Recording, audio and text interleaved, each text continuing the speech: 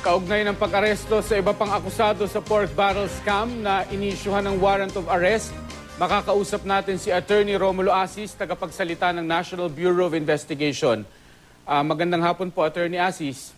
Magandang hapon, Mark. Kumusta ka? Mabuti po, sir. Nag-deploy na ho ba kayo ng mga team para po i-serve yung mga warrant po sa iba pang mga akusado?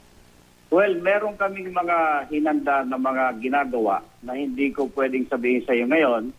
Pero hinihintay lang namin ang kopya ng warrant of arrest para maka-full blast kami ng trabaho. Alam niyo po ba kung saan-saan pupuntahan ho yung mga nasa listahan, yung mga may warrant? Meron kaming mga addresses na binerify namin at biniverify pa. Ano pong gagawin nyo dun sa isa, sir, na si Antonio Ortiz na sinasabi ho ng Bureau of Immigration na nakalabas na ng bansa bago pa lumabas yung kanyang whole departure order? I-verify natin ito kung talagang nakaalis na nga. Kung ma-confirm natin na siya ay nakaalis na, siguro ang mag-aasikaso na lang nito ay yung Department of Justice para ma-extradite siya kung siya ay nagpunta sa isang bansa na meron tayong extradition treaty. Sir, may deadline ba kayo sa may binigay bang deadline sa inyo para maaresto yung mga may warrant of arrest?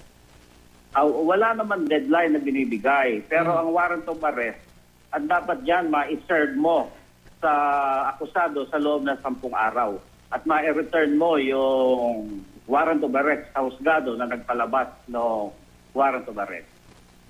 Okay, hindi na ho ako hihingi ng mas detalyado pa, pero pwede hong itanong kung ilang teams yung inyong pinakalat pa. Marami-rami ho kasi itong inisyuhan ng warrant of arrest eh. Yes, totoo yun, Mark. So, marami din ang team na ginawa natin. Dahil kung ilan ang bilang nung dapat arestuhin, ayun din ang team na ginawa natin. Pero yung ibang detalye, hindi ko na sa iyo masasabi dahil baka makapagtago na yung mga hinahanap natin. Opo. Sige ho, maraming salamat po sa oras nyo, Attorney Romulo Asis. Thank you, Mark. Thank you. Tagapagsalita po ng NBI.